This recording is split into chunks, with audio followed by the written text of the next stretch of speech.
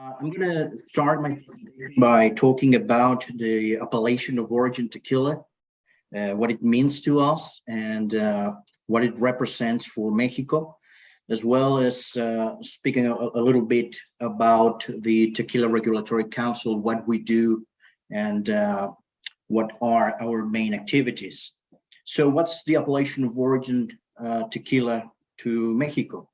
Mexico is a very young country regarding appellations of origin. We only have 18, but it's very important for Mexicans because it represents Mexican culture and folklore. Every time someone mentions tequila, they immediately think about Mexico. Every time someone mentions Mexico, we immediately think about Mexican culture, like mariachi bands, like fiesta, party, and of course, tequila is a very important part of our image. That's why we say it's a gift from Mexico to the world. The raw material for tequila is a plant known as agave. The agave plant is also very important because it's not only the raw material for tequila, but it was also the base in which UNESCO gave us recognition as a cultural heritage. The agave fields have been named World Cultural Heritage. So tequila is a national heritage and a source of national pride. That's why every third Saturday of March, every year, we celebrate National Tequila Day, and July 24th is known as International Tequila Day. Of course, I, myself, being a professional, I celebrate International Tequila Day every day. Responsibly, of course, very responsibly. So that's why it's very important for Mexico to protect the appellation of origin tequila. So what are the elements that protect tequila as an appellation of origin? First of all, the human elements, of course, traditions and crafts that go generation from generation, weather, land and soil, and of course, in this particular case, this raw material, which is the agave plant. It's also known as blue agave or agave tequilana Weber blue variety. Also, we have a protection declaration that was issued by the Mexican state. The Mexican government is the actual owner of the appellation of origin. We have very defined rules that are written in the Mexican official standard for tequila, and in this particular case is NOM 006. That's the official standard to protect tequila. And of course, a conformity assessment body, which is the Tequila Regulatory Council or Consejo Regulador del Tequila, also known as CRT. Our activities include having a permanent in situ inspection. We certificate all tequila brands. We have our own laboratory, and we do all the activities of management of the appellation of origin. Our main objectives are to inspect and certify compliance with the NOM, to safeguard the appellation of origin tequila in Mexico and the rest of the world, guarantee the authenticity of tequila to the consumer, and to generate truthful and timely information for the agave tequila production chain. Now, how is the Tequila Regulatory Council formed? Well, we have 4 sectors. Sector A are tequila producers. Sector B are the producers of the raw material, that's the agave plant. They are called agaveros. Section C are bottlers and marketers who do not produce tequila. And Section D is the Mexican government, represented in several different authorities, from the Ministry of Health to the Ministry of Economy, the Ministry of Agriculture, etc., etc. So as you can see, all sections, all sectors of this productive chain are represented in our council. So we consider all these elements very important for the success of tequila. Our council has national and international reach, and it's based on international models, specifically European models of other regulatory councils. We have been accredited as observers in our customs offices in Mexico. We have 50 customs offices in Mexico. We were established on May 17th in 1994, so we just turned 28. We are an inspection unit, a certification body, and we have tests laboratories, not only for tequila, but also for soil, water, and we develop new techniques to protect tequila. We have several offices, both in Mexico, regional offices in Tequila, Tepatitlan, Arandas, and Atotonilco, and all over the world in Washington and Chicago. Our headquarters are, of course, in Mexico, in the municipality of Zapopan, Jalisco. And we also have other offices in Geneva, Madrid, and Shanghai. So how is tequila classified? Tequila is classified in two categories: tequila 100% of agave, which is made exclusively with sugars from the agave plant. This category can only be bottled at origin. And the other category is only known as tequila. It's made with at least 55% of sugars from the agave plant and 49% of other sugars. Now, this category can be bottled in other countries. In order for bottlers to do that, they have to be approved by the Mexican government. Okay, each one of these categories is divided into 5 classes, which is blanco or silver. That's the first class of tequila that we get after distillation. It's completely transparent. The product is completely transparent. It looks like water, but don't drink it like water, please.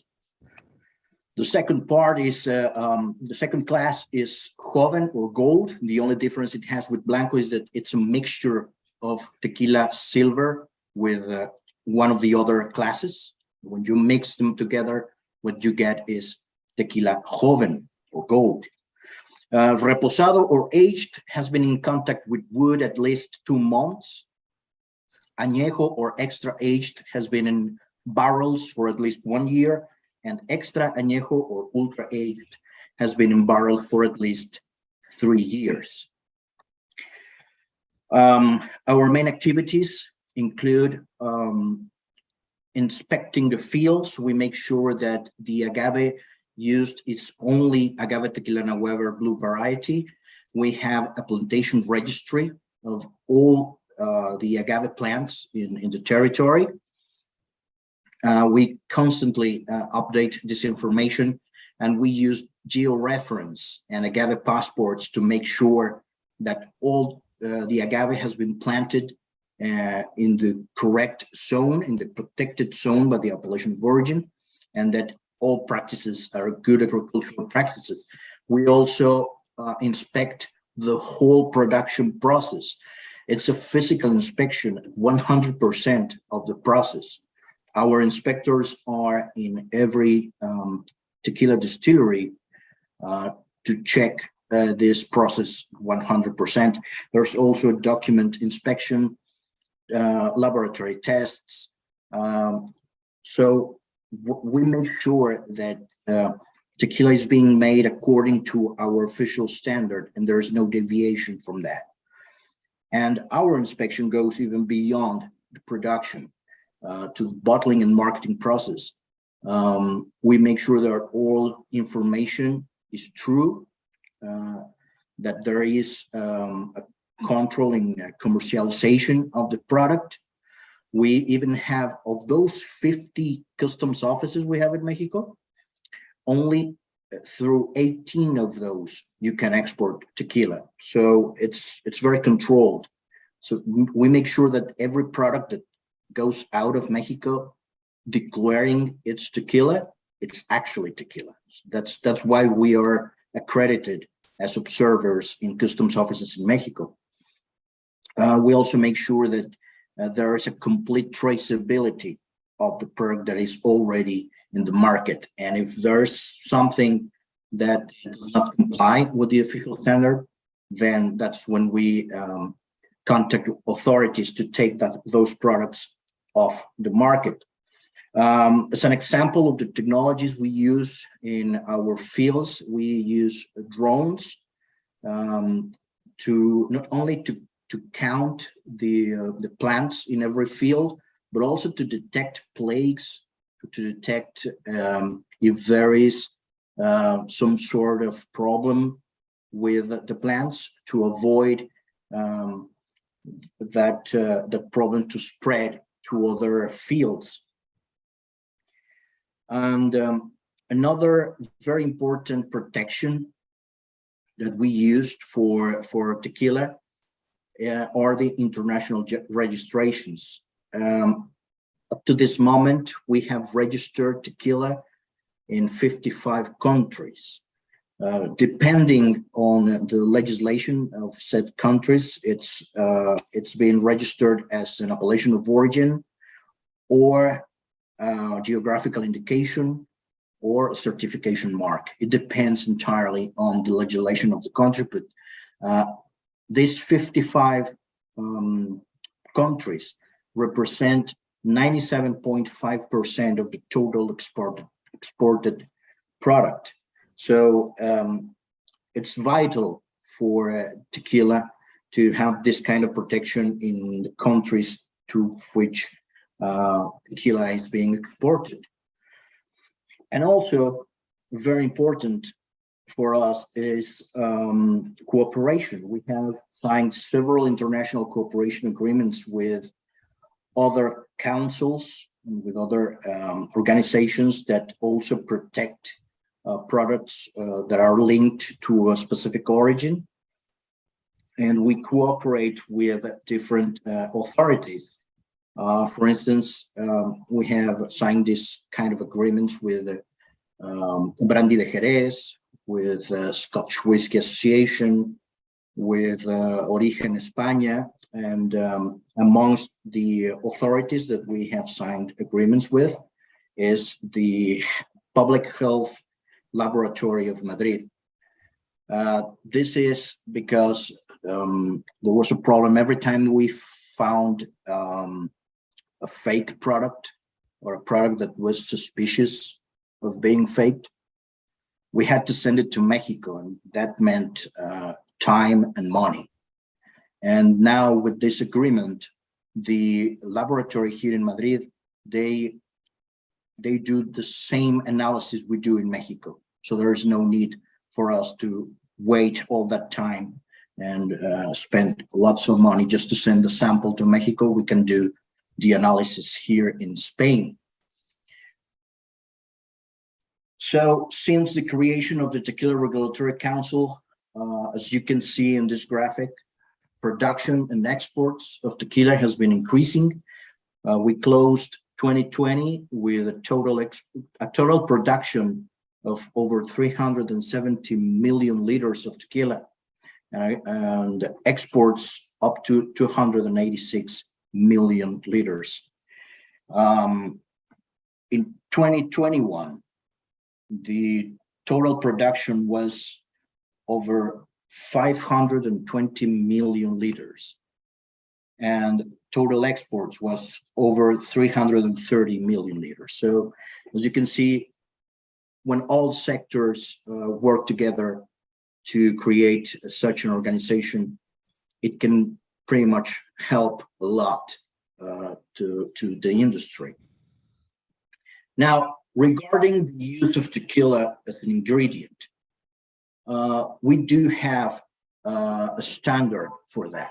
It's known as Norma Mexicana, or NMX 049.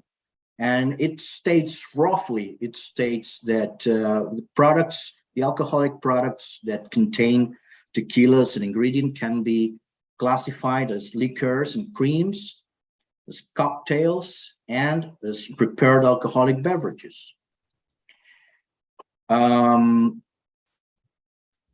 Each one of these categories, if each one of these names is also divided, if it's a liquor or cream of any flavor, al tequila or tequila, it has to contain at least 51% of tequila in the alcoholic content. The total alcoholic content of that beverage has to come, 51% has to come from tequila. But if it is a liquor or cream con tequila, that's with tequila, then it has to contain at least 25% of tequila in its alcoholic content. And the same rule applies to cocktails and prepared alcoholic beverages. Prepared alcoholic beverages are like ready to drink, that sort of thing.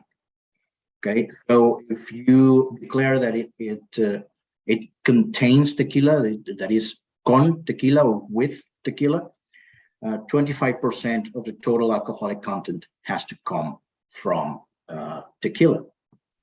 Now, what's the problem that we've been having with all of this? Well, some people and some companies don't really care about this standard, and they do it as they want.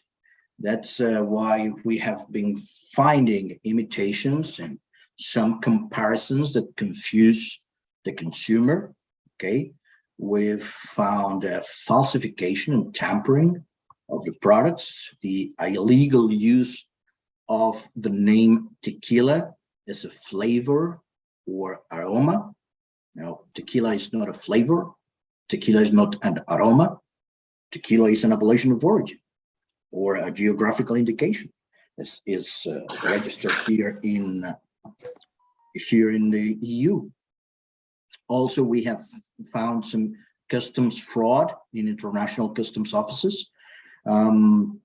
Some people try to import agave distillates or any kind of alcohol, and they try to import it as if it were tequila, or they try to use it as if it were tequila when it clearly isn't. So it's very common to find these sort of products that say that have been flavored, or that they have an aroma of tequila, which is not true. Okay. Another problem that we've been finding is creams. They're very famous today. I don't know why, but some creams that claim to have tequila flavor, or they have been made with tequila in some way.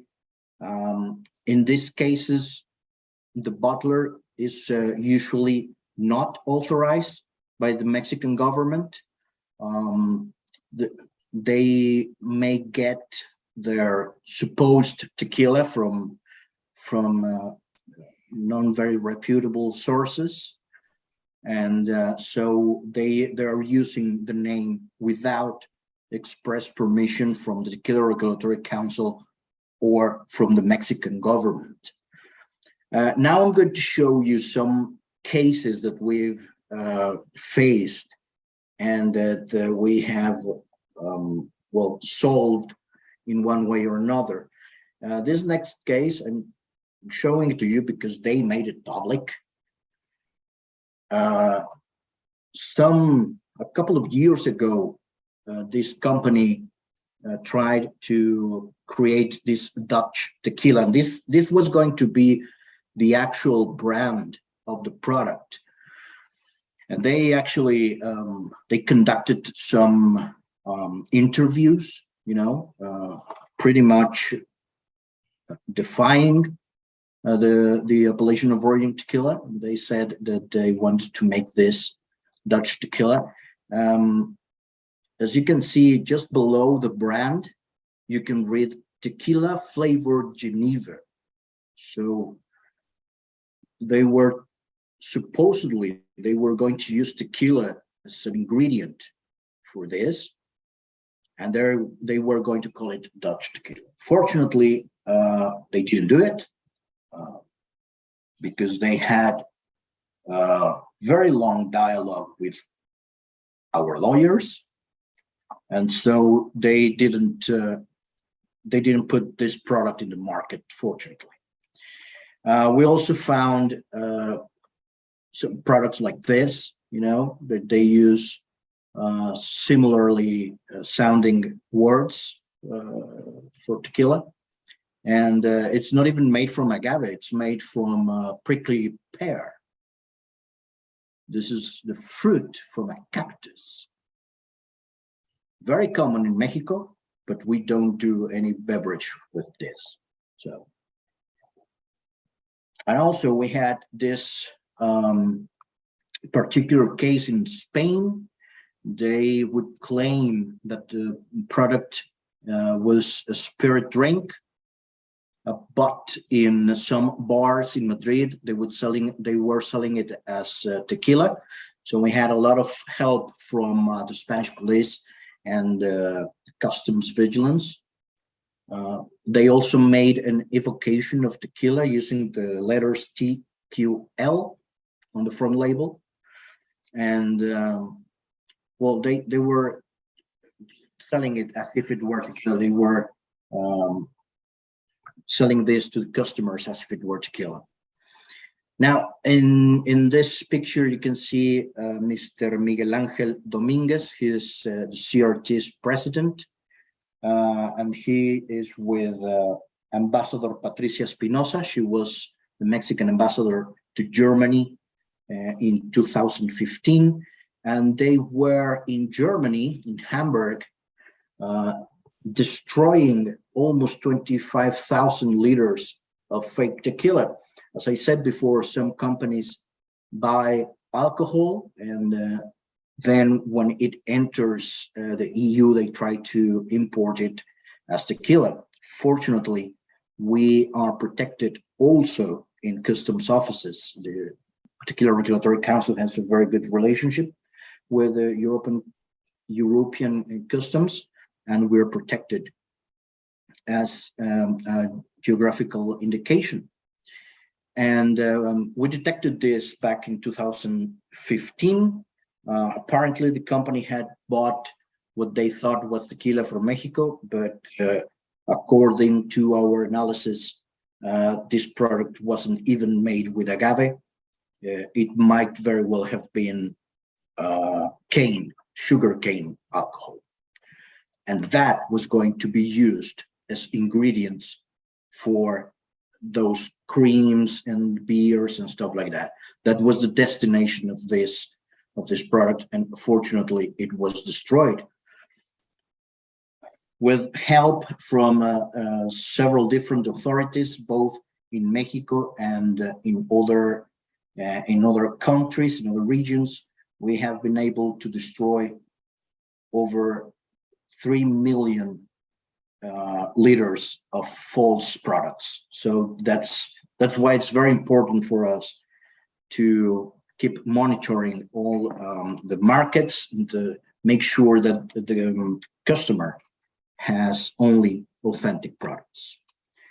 So that's pretty much it. That's my presentation. I hope that it was useful, and I'm ready for any of your questions.